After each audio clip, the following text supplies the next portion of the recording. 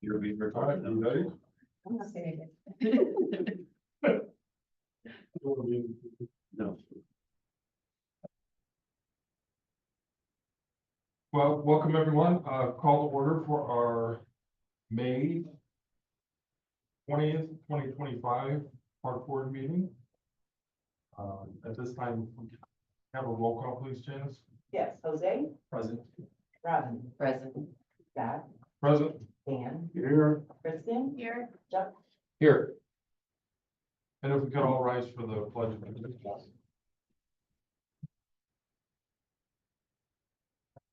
I pledge allegiance to the flag of the United States of America and to the republic for which it stands, one nation, under God, indivisible, with liberty and justice for all.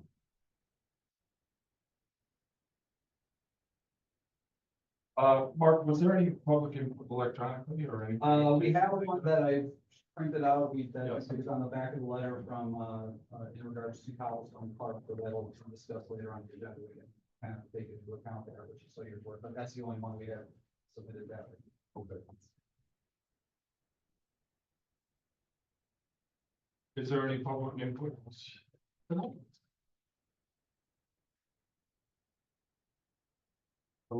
Hello. No, Mike Timovic, 1833 Tulip Lane.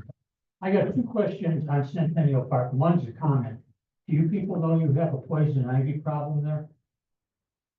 And number two is the aerator in the back area where what's supposed to be, I guess, the ice skating rink. Why is there a rope from both sides holding it in place as opposed to having it anchored from the bottom? Mark, I don't know. The poison ivy problem is over there too, in that area, on that back side. Tree and poison ivy. I know. I mean, it's going up 3 trees too. Yeah. And it's real bad over there. Natural thing, but we do try to monitor it. We actually sprayed a lot of it last year. I put some warning signs out there then too, because there's too many people, especially little kids, with their parents that are there fishing, that are getting too close to it. And you don't want to invest in an oatmeal bath or gallon lotion. Okay. Thanks, Mike. Thank you. Anyone else? Hello? Hello, good afternoon. My name is Alan Manojlovic. I live in 10210 Tudor Court, Cobblestones. We would like to ask you to reconsider changing the tennis courts and replacing them with the pickleball courts. We're 4 of us, we're a tennis family. Our backyard basically looks into the tennis courts. That was one of the big reasons we bought the house. Our kids, they play tennis, they take lessons, they play in school, and we would like if you could reconsider that. Thank you. My name is Alan. I am in 7th grade. I would also like for you to reconsider building pickleball courts in place of the tennis courts in Cobblestone Park. I play varsity tennis for the middle school tennis team, and I would like to continue to high school. And I like to train there on the tennis courts because it's easy to go. It's easy, like it's really easy location. And I like playing it. Thank you very much. You. Anyone else from public input?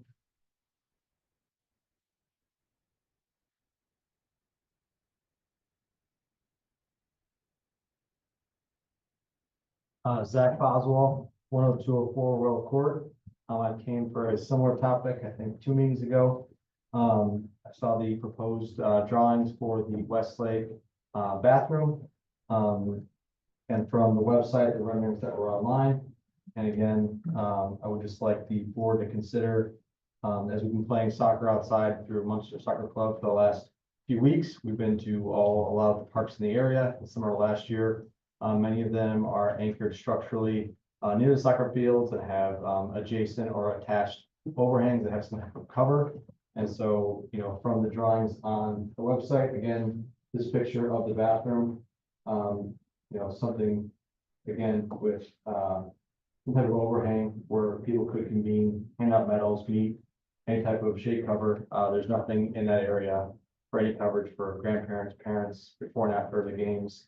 And instead of saying, hey, let's all go meet next to the brick wall, next to the bathroom, we could say, no, I'll meet by the covered roof that has, can't think of the word for, like a table and chairs, a picnic table, shelter, yeah. So, again, I know it's a proposal from the architect. I don't know if there's additional renderings that can be done, and what the timeline is and how that might impact the decisions you're making, but there hasn't been a bathroom there, since it's been built, so I don't think there is a rush for this fall without additional considerations. So I would ask that, you consider that. Thank you. Thank you. Any additional public input comments? Next we have approval of partial minutes from April 15th, 2025. Look good to me. I'll motion to approve the minutes. Second. Roll call. Jose, Yes. Robin, Yes. Dan, Yes. Kristen. Yes. Scott. Yes. We have 5 vouchers for approval, voucher 25-5A through 25-5E. Hope everyone has had a chance to look at them. They're pretty similar month to month. If there's any questions or discussion. Looked at them, they're in order. I'll make a motion to approve. I'll second it. Roll call, please. Jose, Yes. Robin. Yes. Dan, Yes. Kristen. Yes. Scott. Yes. We have our May board report. You have a written report from us. The one thing that I want to highlight on it, and I can answer any questions that anyone might have, but I did want to just give you the heads up that the town is collectively expecting some substantial cuts to our operational budget in the next 3-year cycle, based upon changes that have been approved at the state level. And those will likely, well, I guess twofold, they're potentially budget cuts, but then the other piece of that is for us, we've been asked to look at things and consider making sure our fees are all up to date. So they're, you know, if they haven't been updated in a few years, we might be looking at that, bringing those to you in the near future, whether it be our program fees, rental fees, different, anything that we can help out, maybe temper some of that budget cuts. I don't think it's gonna make it up entirely, but if we can at least add some relief to some of that, adjusting our user fees for those facilities and our programs, we're gonna look to try to do that. Through a dollar amount? Nothing off the top of our heads yet. I mean, we're still evaluating it, but I think Clerk Treasurer has received the information and they're starting to look at that in their office as far as what kind of projections, what kind of cuts across the town that will likely be impacting us. Thank you. Total Central Reynolds vehicle was 40, is that from same year to year? At this time? In the report, did you? Yes, yeah. Just the amount of levels that we've had so far. That was through this year. And it's similar. The total, yes, yes. We haven't gone down or, No, they're very It's similar. gone down, Yeah. I know that partial Ashway Yeah. Clutter was a good success. Sorry, I missed your JOB appearance, so. You get copy. Heck, yeah. Possibly, Yeah, right. Next we have town council liaison report from Mr. Gardner. Actually, no report. I think, well, I was told today that next week is, a holiday week, so garbage pickup is a day late. Is the most important thing I can say right now. So, no, and also, there's a number of, public announcements going out about the 45th Street Bridge. we do ask residents patience and acknowledgement that that is gonna happen.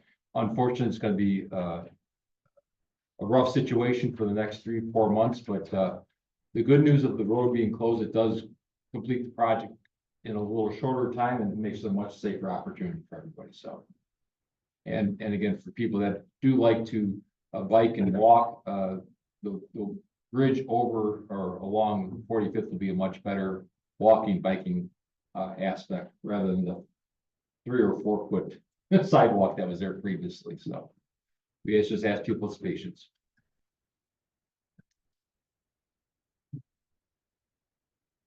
And it's closed through when? October? End of October. Okay.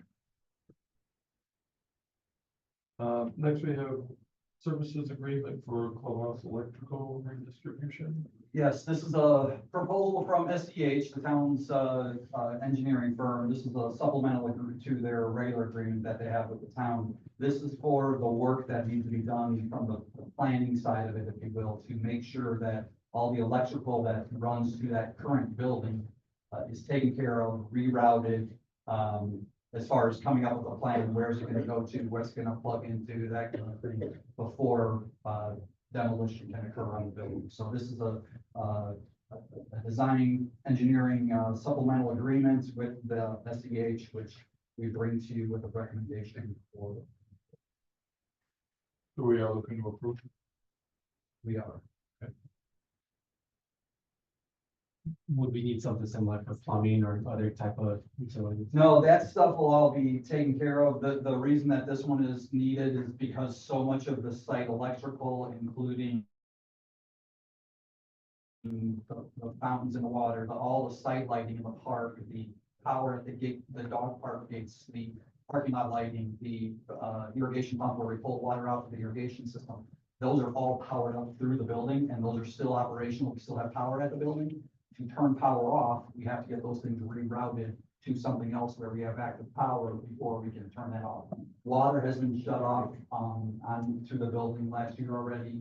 And so all that stuff, that's an easy one to tap, that basically the line coming to that building just has to be tapped when demolition would occur. So plumbing, sewer, same thing with that, they would tap the sanitary line exiting the building.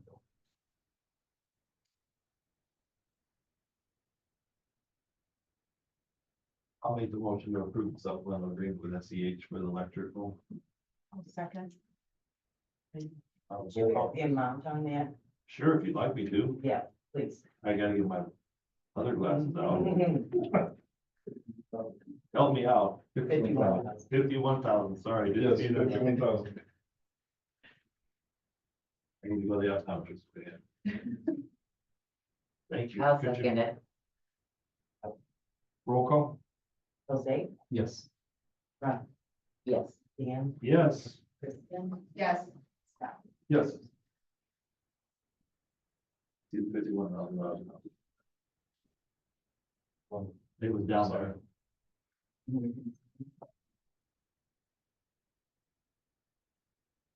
Next we have the West Lakes Park restroom design for approval. Yeah, we have we revised the plans for that, and I'll pull these up on the screen so you can see it here. Some of these a little bit more detailed. Tom, I believe is here, and that, back here, our architect for that. So just looking at this first page, an overall aerial of the site, this is the location. It's kind of in the north third of the park area and along the pathway there. The reason that that choice of that location was chosen was that's what the plan was when that phase of development at the park came about, and certain utilities were stubbed to it. So we're able to take advantage of that. There's a closer zoom in of that area being right adjacent to that. I'm gonna zoom in on the overall for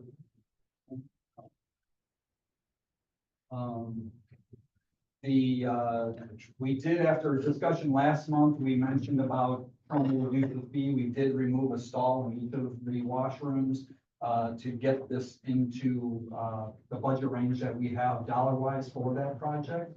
And the engineer's estimate, or the architect's estimate right now is just under $400,000, which is what we had earmarked, if you will, for this particular project out there. It still does include a storage for 2 different storage rooms, one for cricket, one for soccer. And then the parks will have storage, which also include the mechanical stuff, hot water tanks and, you know, the furnaces and a plumbing chafe to get to all the plumbing wall of the building, so. We did also add the 2 drinking fountains on the outside of the building. In our site visit out there, there's a drinking fountain out there that we discovered does not have a backflow device on it, and that's not a good practice, so that one will be vacated once this one comes into play and it's available to us there, so. And then as far as some of the site elevation looks, you have pretty standard with our buildings, matching kind of what we had shown previously. See it again in the location of where we described. Various different size of the building from different perspectives. How are you gonna control access to the doors? The intent would be to do it the same way we do it at Community Park in Centennial, which is the keyless access and timers, which have mag locks on all the doors, so they are meant to swing out, so they can't get kicked in real easy. The door frame helps hold them in place, but that we will have to additionally run something on a network out there to that building, or have a standalone unit at that building to be able to control that. But yes, we don't want to have them be reliant upon someone to unlock and lock every single day out there. So just wanted to share that with you. So we did bring the current floor plan that is here is what I would suggest and recommend. I think that there's opportunity for further investments should soccer as a club want to make further investment there with maybe shelters or something like that. They can do that in the eventual future phase, but I think for right now, based upon the dollars that we have available, this is the extent of what we're able to afford to be able to do there. And to try to expedite this, just because this is a project that we talked about for a lot of years. It's been in the works. It was planned as a phase of Westlake Park's development well over 10 years ago. I think we've been pretty patient with all the users out there to be able to have a permanent washroom facility. It brings it kind of up to par with what we have at Centennial and over at the Community Park, of course, as well. So. I think this was, what we had originally looked at, the bathrooms and the storage. Like you had just said, that doesn't close it completely. There can be phases added as we work with the cricket or soccer programs to see where we go next. But I think if we want to get this project going, we do need to. Yeah. And there's a little bit of a worry. I mean, the engineer's estimate is $394,500 to build this. It is a volatile time right now to bid, so who knows where those things will come in, just based upon the different materials that are being used and so forth. But I think the intent would be to get this bid out, awarded later this year, with the intention of construction beginning this year, and hopefully that we have this facility open by 2026. Well, this cost is already higher than we originally anticipated, so. Yeah, I mean, and before we shrunk it, it was much higher than that, so. Yeah. We had to kind of rein it in a little bit, bring it there, but we're recommending the approval of this current concept and authorize the consultant, CSK architects, to proceed with the construction documents and the bidding process for this particular project. So I have 2 questions. So one, do we have any connections for electricity and exterior of the building? And do we want that? That, I think currently we do not in these plans, but that'll be the part of the detailed plans that we get into. That'll be a little bit more, as we progress a little bit with that. I think that we would have something there. Whether they're permanently always on would be another question, because we don't want to have that taken advantage of, or someone sticking something into it. Just thinking if we have like a pop-up, some kind of event for people to plug into. Yeah. The second question I have is for the storage areas. What do we envision storing in there? And that size of the door, is that enough for that? For the equipment that soccer or cricket will need to do? Those are based upon the measurements of square footage that we have. Soccer currently uses the shelter storage room at Centennial, and that we're just matching what they have there, and they have, no problems with using that and getting into that. And I think for cricket, it'll be the same way. There's no large equipment that they would need double doors. Double doors aren't as secure as single doors, so we'd rather have the single and whenever possible. And then for us, as far as storage, it's just a matter of, it could be random things that we need storage everywhere. I mean, undoubtedly, there's just, some pieces that come together, whether it be extra material, spikes, it runs the gamut in all of our garages and storage units that we have. Our storage unit would probably house all the extra, any products for the bathrooms, things like that as well, so we have that. Potentially as kind of a household stock. I guess the last question would be like, is there any advantage to sectioning off these storage facilities versus having one overhead door and perhaps giving us more flexibility in what we can store there? So are you saying one collective storage room Yeah. for everybody? Yeah, that's. I think that from past experience and just comparing it to what we have for baseball, softball, Lions, Babe Ruth, they each have their own. I would rather have them each have their own, so there's no question about if something comes up missing or disappears, that group would be the one that have access to it. Being the You made a motion. motion. I did. Second. I'll second it. Roll call, James. Well, now it's Okay. discussion. Oh, sorry. Now Discussion. now it's discussion. You guys had Do discussion that. beforehand, that's okay. I have nothing to add. C. He's playing I've our known him too rules. long. Jose? Yes. Yes. Dan? Yes. Kristen? Yes. Sal? Yes.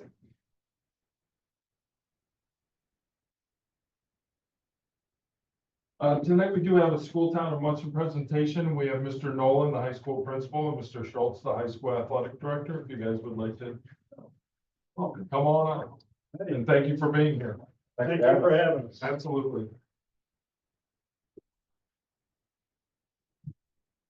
All right, so we were asked to come and present on some of the current construction, things that have been completed and things that School Town of Munster is hoping to get started here soon. So the first slide here is what we're calling utility field. Right now it's a baseball field, but when it's not a baseball field, it can be a soccer field, a flag football field, a lacrosse field, a football field, it can be anything.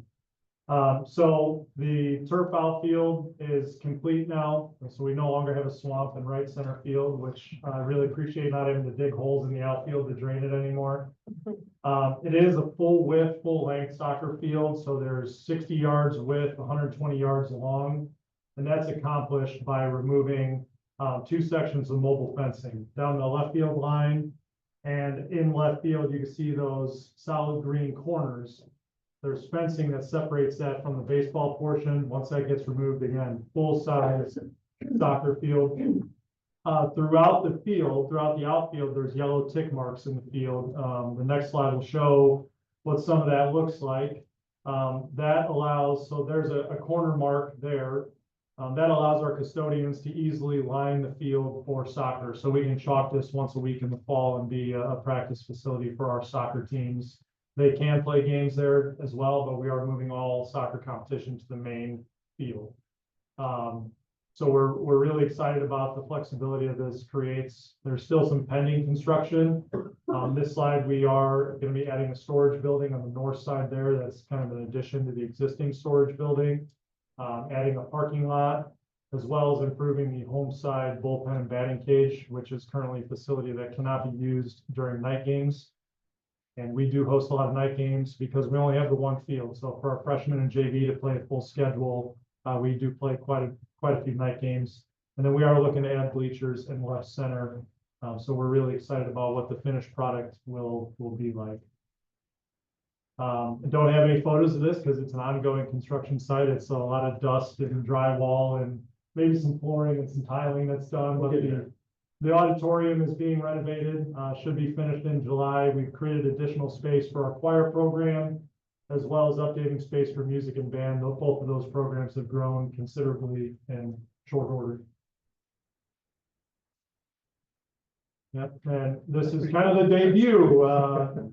If you're coming to graduation, it's gonna be our first, really major event in there, but new bleachers. So we've replaced the old wooden bleachers with our new plastic bleachers, complete with handrails and handicap seating, things that 45-year-old wooden bleachers didn't have. A new scoreboard, where on the east and west side, we have a 6 by 10 foot video board that has full capability. We can watch Netflix on there, or we can show our student athletes' faces when they, have a kill or make a 3-point shot. And a fully upgraded audio system. If you've been in the gym for a basketball game, it goes from, our announcer's voice crackling to music being too loud, to the dance music being even louder at halftime, and then not being able to hear anything in the second half. We're really excited to have a really crystal clear upgraded audio. The next slide shows our portable bleachers and a nicer look at the scoreboard there. So we do have 6 new portable bleacher units that we can use so that, biddy ball can still happen here and have good flexibility in there, depending on what event we're hosting, whether it be a community event or high school event. Nice upgrades there. Upcoming projects, we are looking to build a new tennis complex, 10 to 12 courts, 10 being the minimum to host high school postseason tournaments and competitive invites. Hoping to add a structure where we could have restrooms and a locker room strictly for tennis. Post tension, we're hoping to do post tension concrete. It's significantly more expensive, but it lasts a long time. It can come with a 30 to 50 year guarantee. I visited Lebanon High School. Their tennis courts are 7 years old and there's not a crack. The paint is the same paint that they put down 7 years ago. It's really pretty special stuff. Hoping to have an elevated viewing deck as well, so you can view action on all 10 courts at one time. And some of the courts will have pickleball lines installed as well. Then we want to build where existing tennis courts are. We're hoping to build a multi-purpose athletic facility. And again, this is very preliminary, but possible features, indoor turf that can, handle any one of our sports. Multi-purpose courts, again, for, whether it be basketball, volleyball, cheer, dance, tennis, have a court set up where if we can't get outside, we don't have to drive to HF or Griffith to hit inside and get a good practice in. Possibly, new batting cages, upgraded weight room.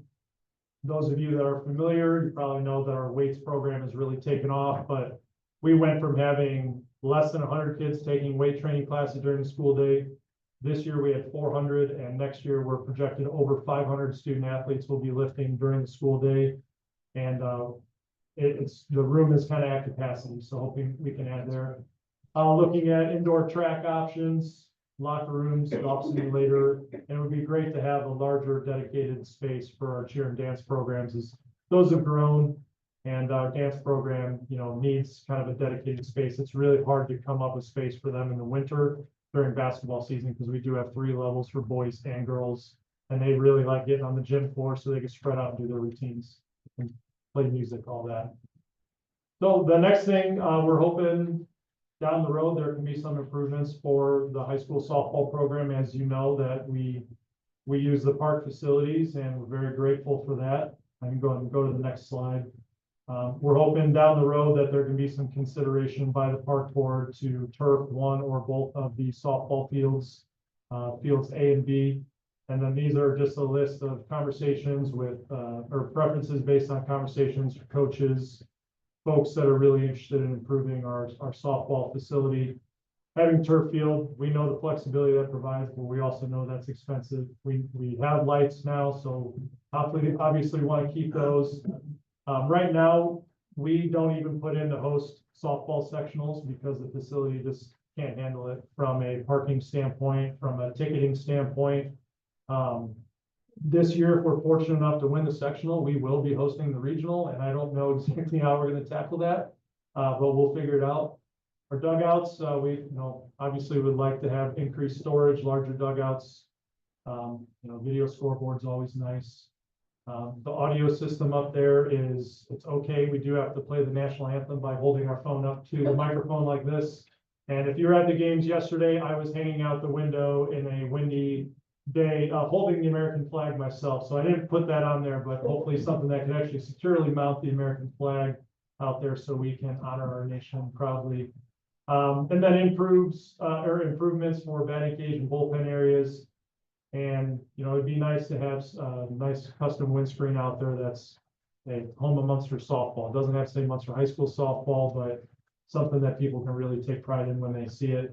And I personally would love a gated entry because many of our sports were able to take tickets, and that helps fund our athletic program to pay for their officials, pay for their uniforms.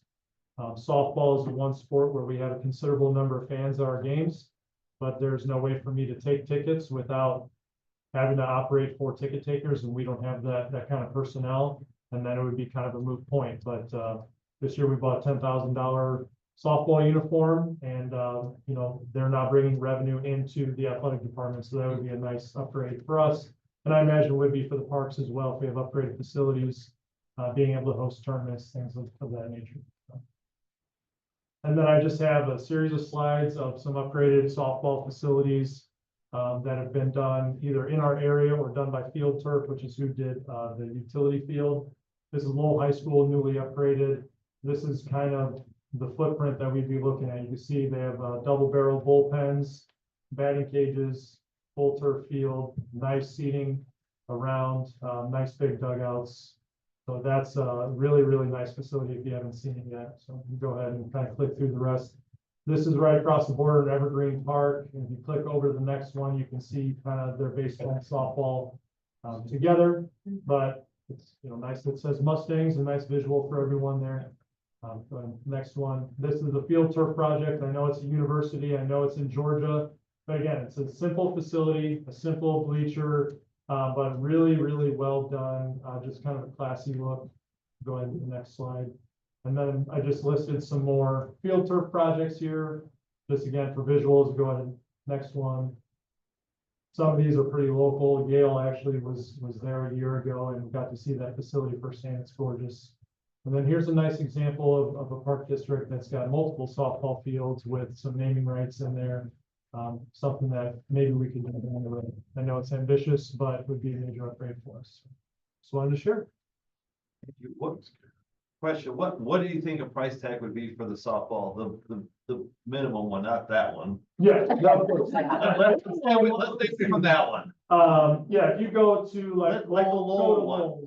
So if we're talking just the playing surface, the new fencing, the Double barrel. bullpens, the upgraded dugouts, you're looking anywhere between $1 million and $2 million to build just that facility. One field. The field itself, if we're just taking the existing footprint, fencing, and the turf, depending on what you have to do for water, because we are here in Munster, so we have to be very careful with that. I agree. That could be, if you're just looking at the field and not some of the other upgrades, you could maybe get away with, $1 million, $1.5 million. I would say you're probably tagging on $1 million to do one of the fields out there for water retention. Yep. Just as, as we've got the land lease and we've agreed with the town, we've got to do some improvements, obviously, on water retention out there.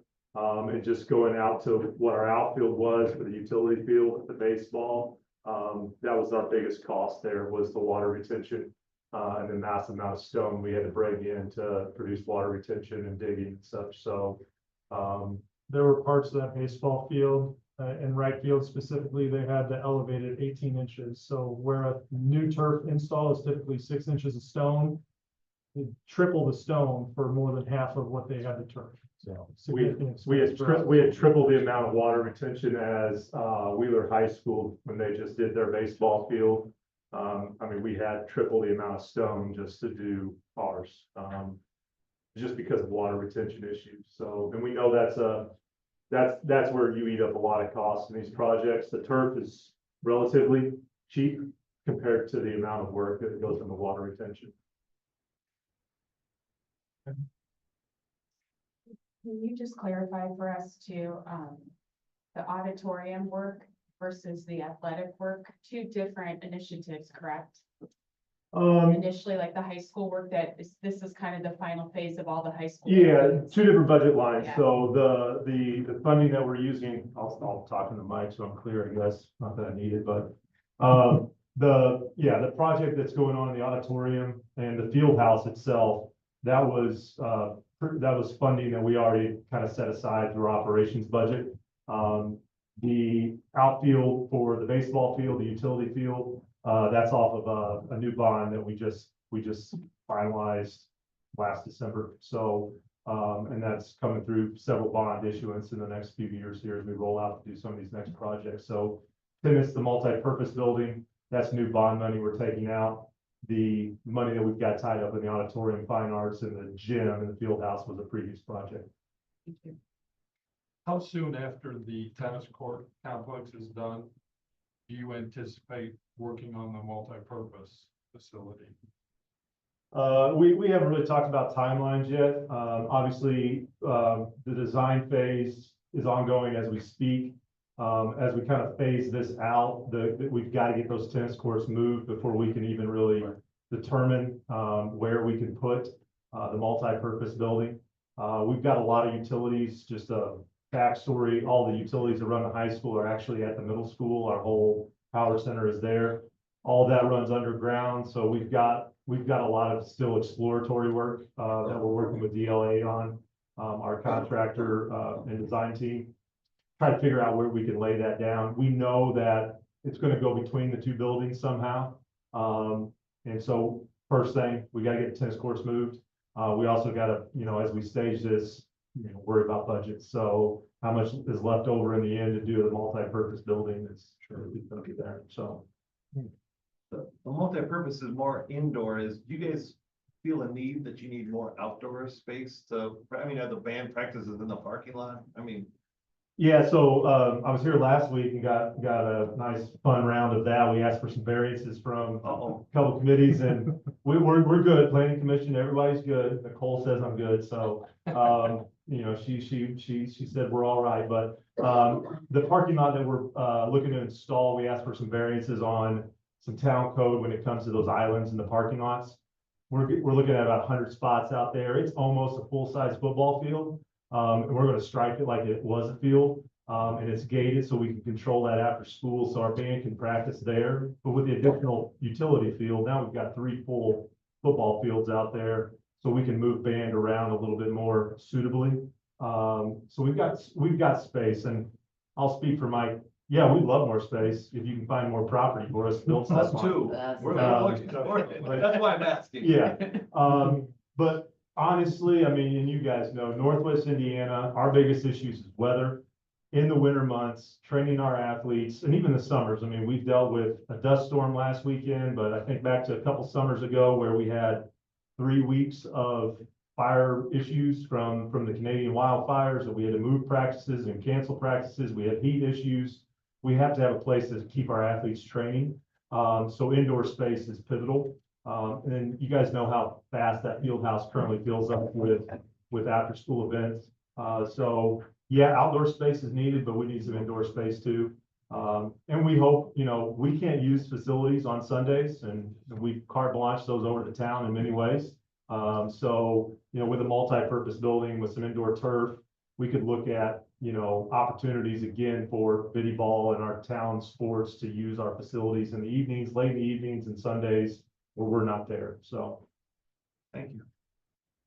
I would just like to add, as a coach for AAU basketball, we can hold no basketball games of our own in school town of Munster. We have to play in Valpo. That's not only us, but it's also the boys AAU program, just due to limited gym space. Because of space. Yeah. Because of space. We cannot hold any games in our facilities whatsoever.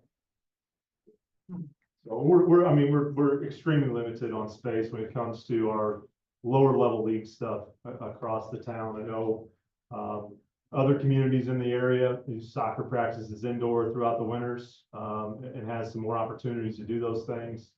So having some indoor turf space is gonna help us training, but also, expand our opportunities for things like Munster Club, soccer to get some training, stuff like that. Thank you. Thank you very much. And then those projects progress, please feel free to let us know. Sure. You need to come back and update us too. Yeah. Anytime. Thank you. Thank you. I gotta hustle out of here, time to go to the track sectional. Yeah.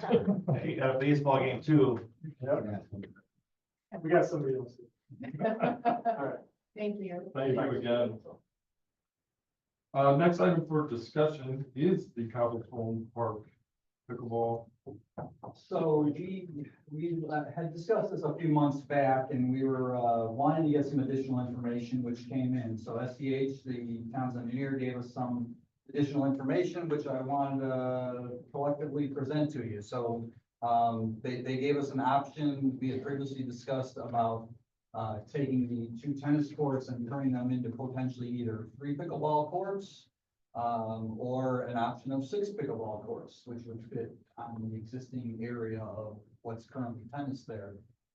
They provided us estimates of a concrete base option or an asphalt base option. Typically, most of our tennis courts in the park system are asphalt based options.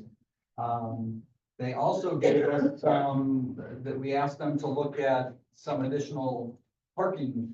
We had concerns about if we change that into pickleball, where would people park? And they looked at the park and came up with 2 options of expanding the parking that's currently along Treadway by the playground and bringing it to the next crosswalk. That would add about, I think that one is 7 spaces. And then another option they came up with was expanding the existing option at the west end of the park. This is the Fire Station 3 and the Centennial Park Maintenance Building. That area would be adding 8 parking spaces, but we would lose the basketball and volleyball court area of the park. So each of those are earmarked between $40,000 to $50,000 for each of those parking spaces. The courts are range from, if we did 3 on asphalt, which is the least expensive, it's just under $200,000. If we did 6 asphalt, it was just under $300,000. So to do 6 courts of pickleball and both parking areas, if that was so chosen to move in that direction, it'd be about a $360,000 investment out there.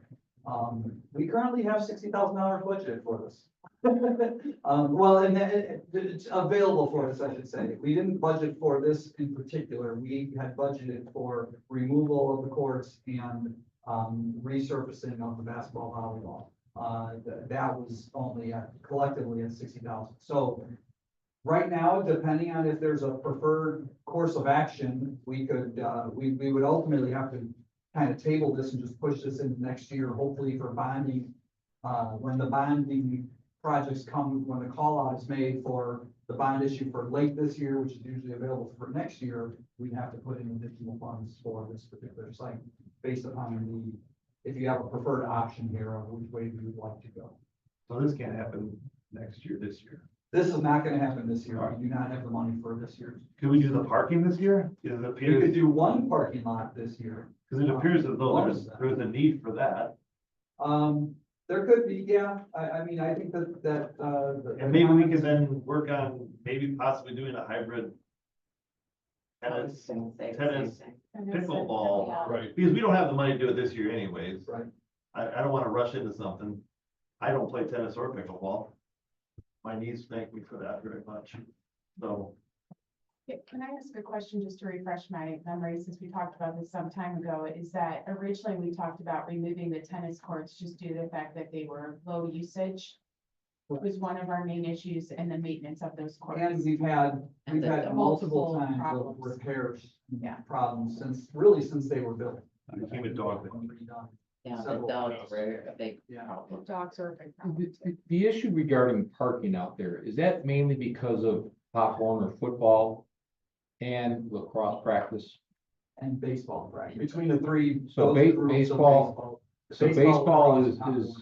okay, because again, part of my feeling is I don't know if that's the right location really for Pop Warner football practice. I agree. You know, and I think if you add 8 cars parking spots, you're still not satisfying what is the issue out there is a practice spot where you have 200, maybe 200 kids, you know, maybe 150 kids, and everybody, you know, coming at the same time, picking up kids at the same time, dropping kids off at the same time.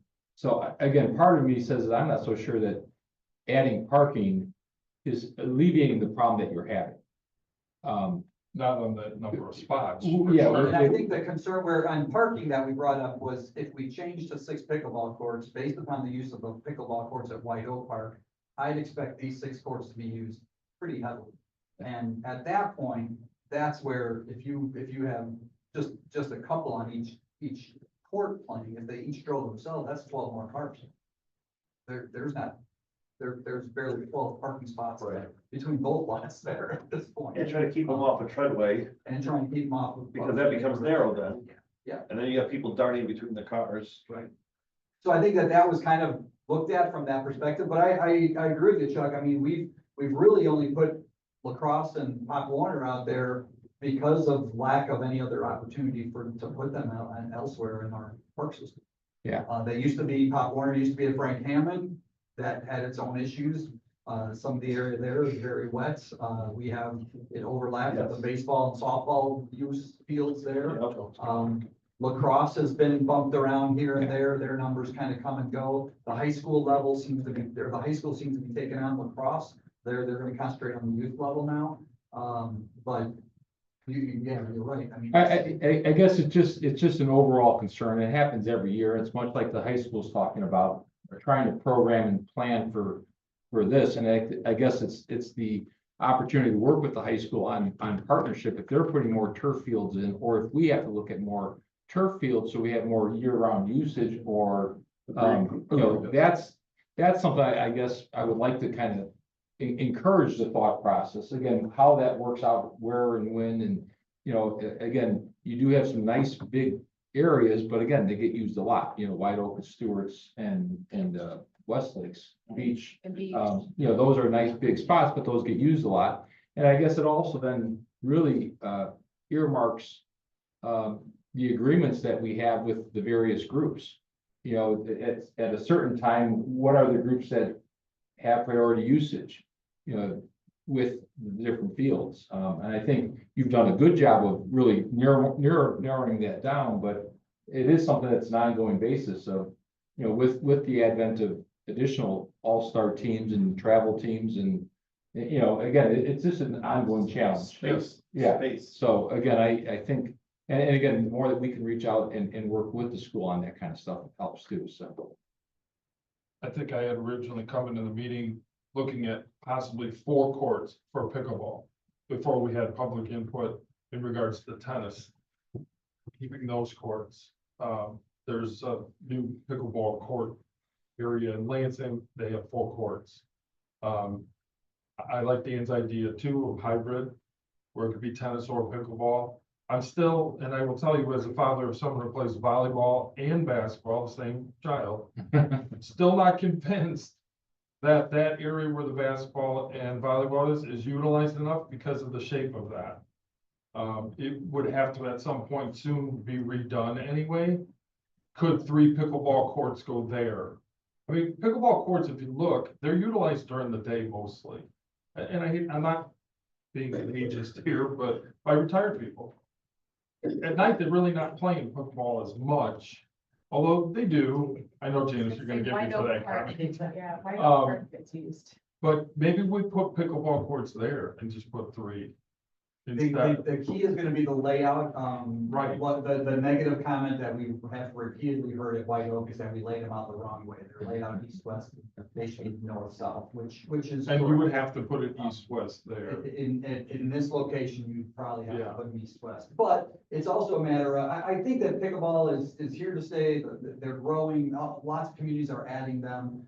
Where we currently have, obviously, the 3 standalone courts at White Oak, we have 1 standalone at Frank Hammond. We have striped pickleball on our tennis courts, as Mike from the high school was saying, that they would consider to do that at Community Park as well.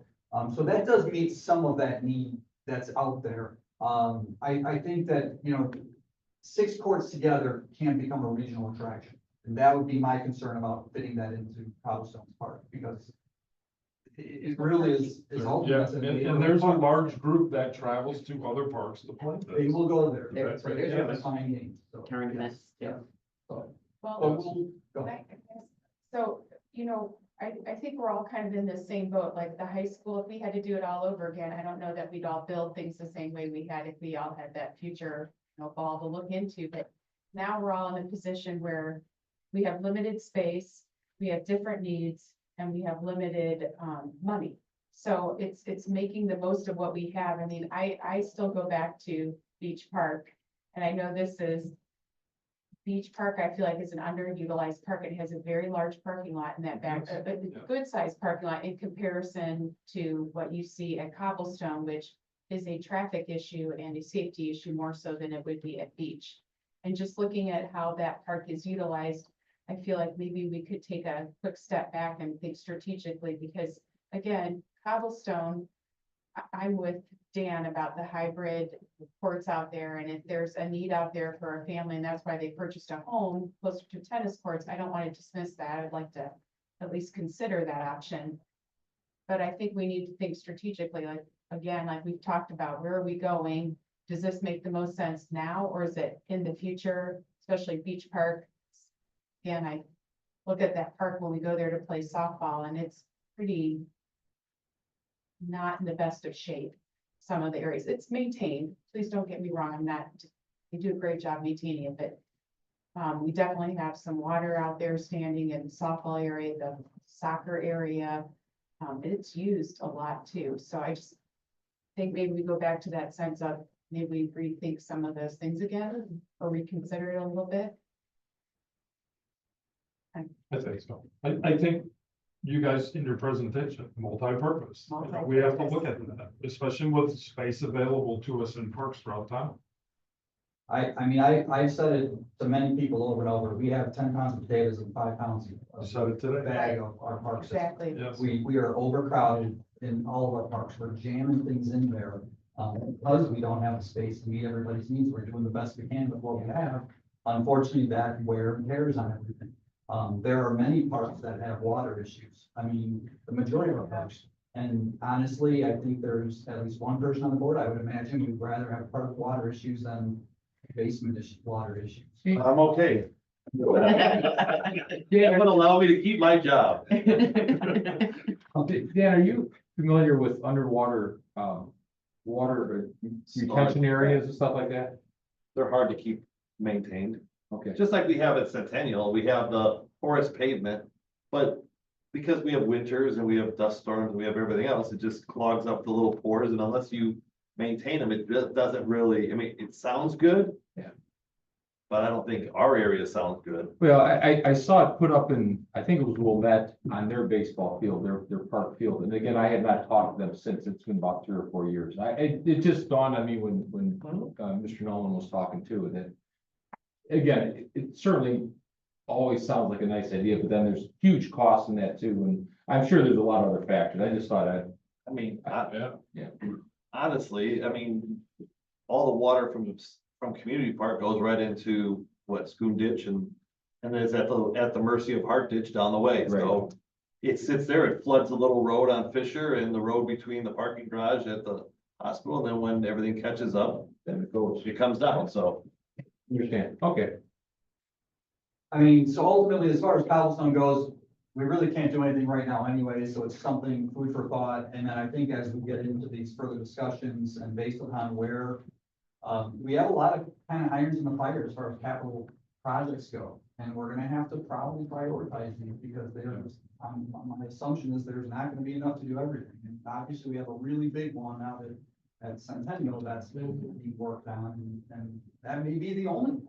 So then everything else might be kind of postponed. So, but I think that that's something that we'll probably, later this year have to start getting together and trying to prioritize those capital improvements based upon, hopefully coming up with it, put them into a priority list before when the call out comes from the town council to the town manager's office for projects for next year's, well, bond issue for late this year. Well, I think in this discussion alone, now we have much, more options. Yeah. To look at Cobblestone in regards to courts, how many hybrid, whatever, or move them elsewhere. So that's good too, because I know in discussions we've had, this isn't gonna be tomorrow, but done tomorrow. Can tell you the track meet, I think, is delayed after looking at the radar, but that's all right. So he's a good. That's why Mr. Nolan didn't go any.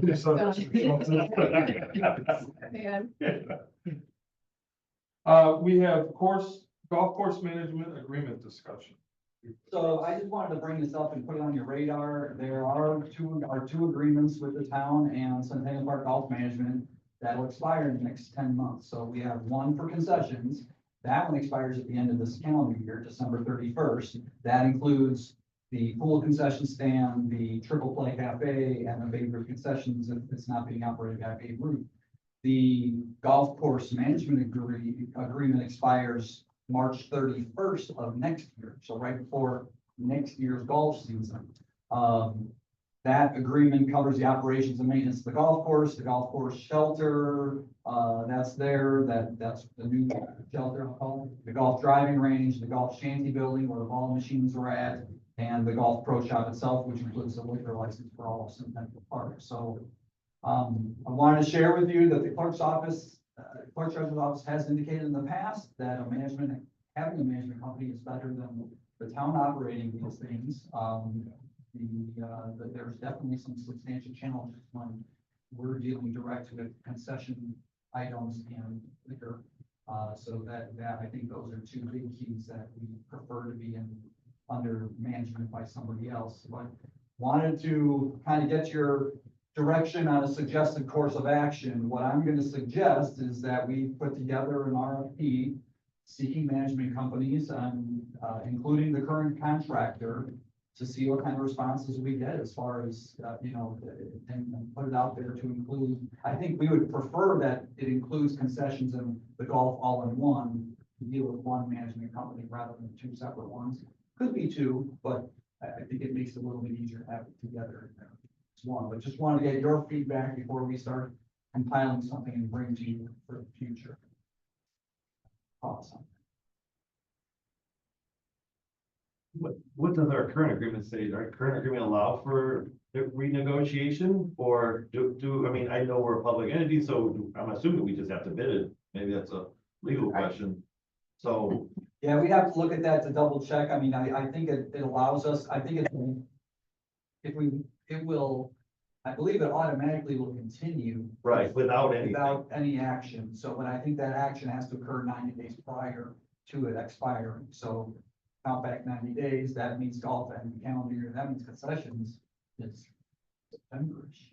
So we get into some dates it's going to be quickly approaching. So we wanted to kind of bring it up here quickly, get a perspective. If we have a desire to go in a different direction or ask for changes or ask for something different. Obviously, a big thing that's changed since when we first did it is the banquet hall. Right.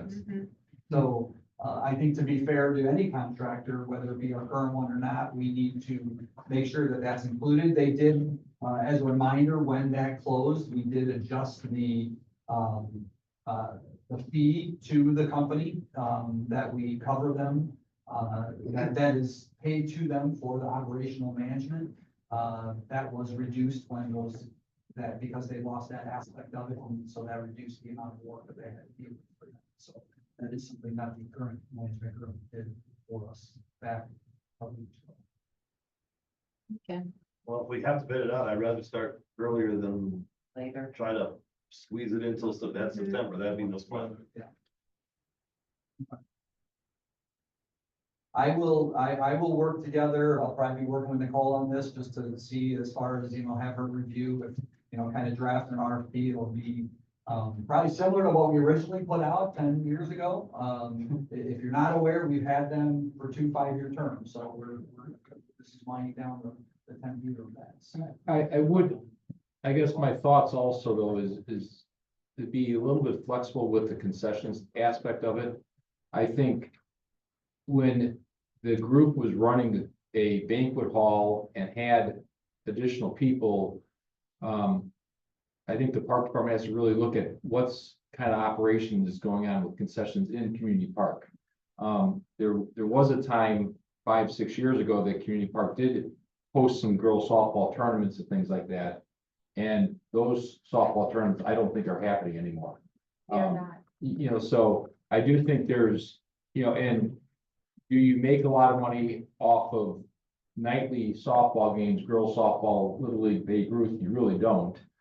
That's probably why, one of the reasons why at the time, 10 years ago, that was delved into this. So the Little Leagues and those, the separate operations didn't have to do those things.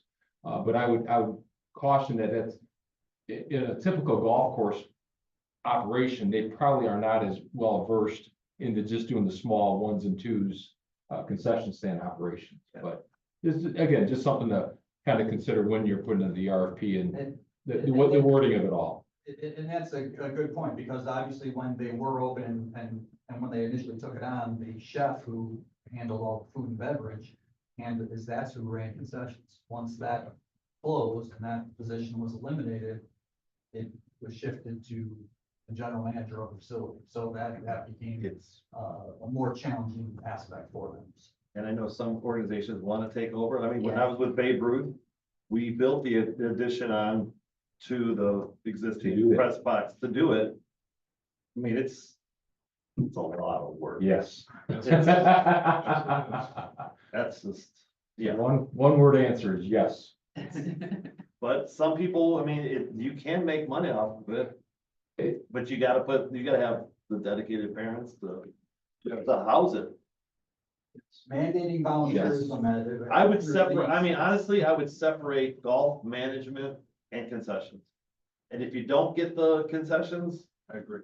then you work with the softball leagues or the high school if they want to do it on for their things that they want to outfit it. But I don't think I think at golf, trying to manage baseball concession stands is not probably what they're suited for. And I do think that's why we get complaints that we do receive about food not being available, pricing, et cetera, because that's not their area of expertise. I agree. And I'll remind everybody, that Adult League is already doing the concessions on their own. They got away from everybody else. So they're running that themselves right now. Yes. They have an Adult League in the fall. Baseball, Just baseball. Yeah, so they're running their concessions for just that Adult League on their Babe own. Ruth. Okay. Yeah. Okay. Oh, Babe Ruth Babe is. Ruth.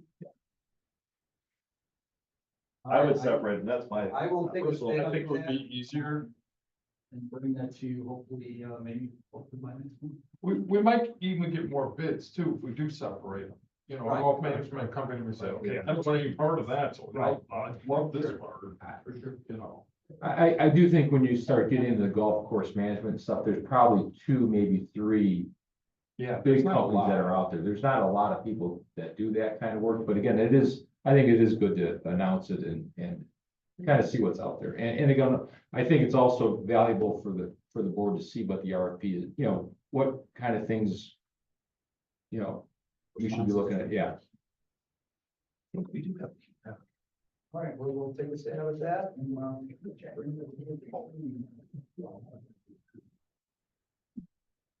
We do have a request for July 7th shelter use.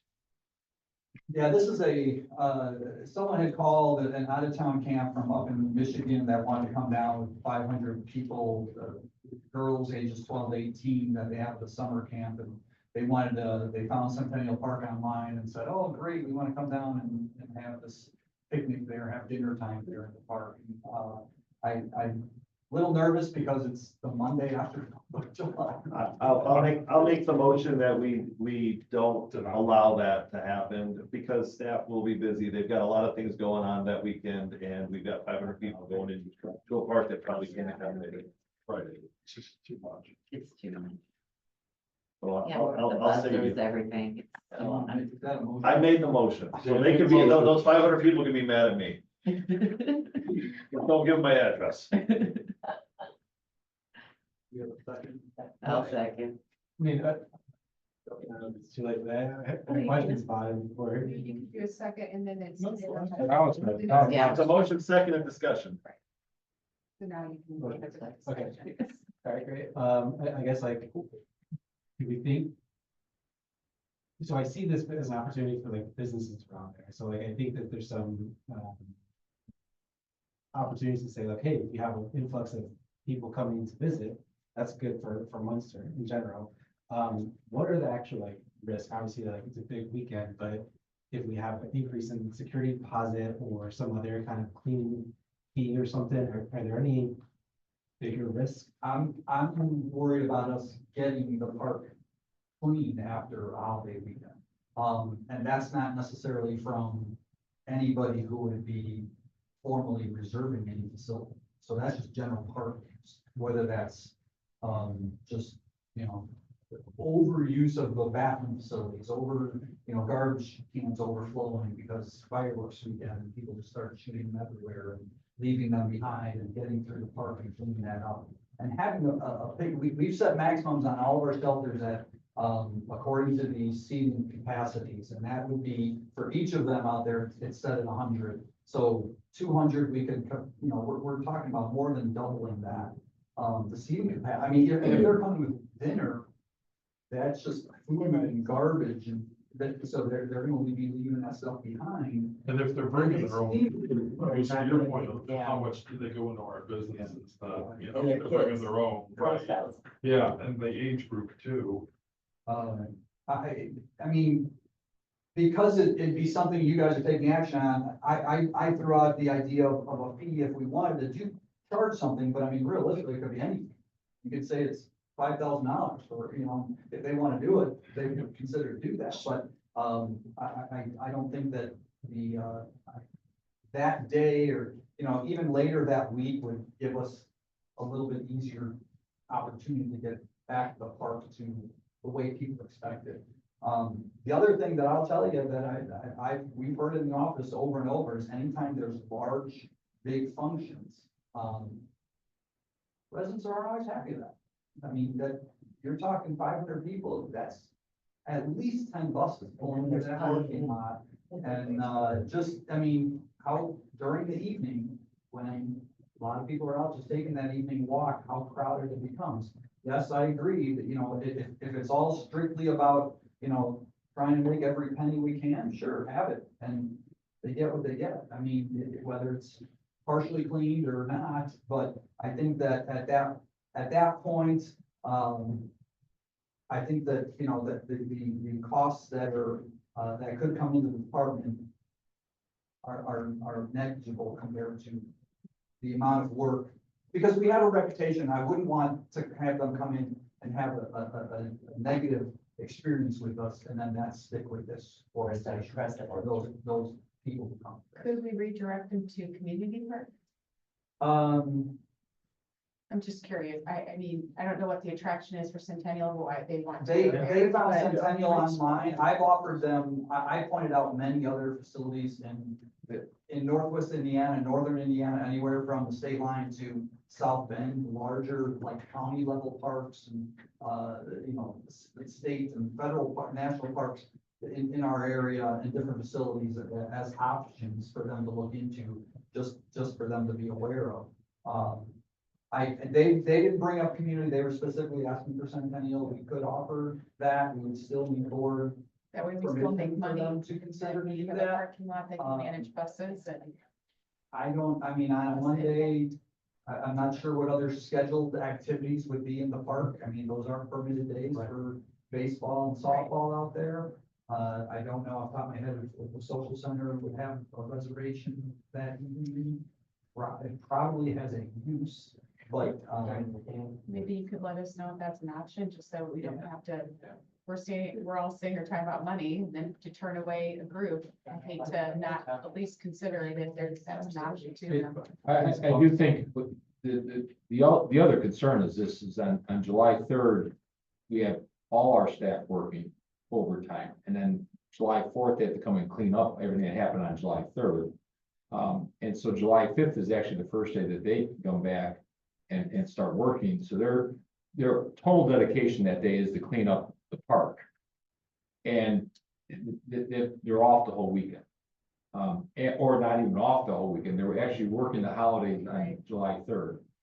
So I do think that is, and again, I do think that's why you do set limits to park space, because you don't want to overdo the park. I think Mark is right, you have Wicker Park, you have Oak Ridge Prairie, you have a number of bigger Pavilion up in Hammond. you have bigger areas that could do it, and if they want natural areas, there's county parks. If they want activities, there's township parks. I agree. You know, if it was 250 people, I think it'd be a little different story. I think you could- That was manageable, like, That would be a nightmare. Parking, Mhm. the parking. And again, If community park I'd be people, concerned with, I think, buses, if, QR but that would be codes, checking with Little League and Girls Softball, Yeah. because now that's also the time when they start having some of their tournaments. And the last thing we want to do is interrupt their tournaments. Same time as more. Right. They're having sure, I don't know what that is on the weekend, but Their indication though was for some time. I mean, Yeah. so that to me is what I'm bringing to you today, specifically looking at it. And timeframe wise, it'd be hard to come back next month and say, okay, they said Well, community would be right. fine. And if they have a time frame too, of when they have Right. to organize and then project things out to parents or whoever. So. I would think. Was the discussion vote? Well, there is a motion on the table for no, and there's a second, that was discussion, so that now. You know, second to no, is that an option? Excuse me? Now we can vote. Okay. Now Janice is gonna call Ahead, David. Jose? So wait, are we saying yes to Yes. no? You're saying yes, no? Okay.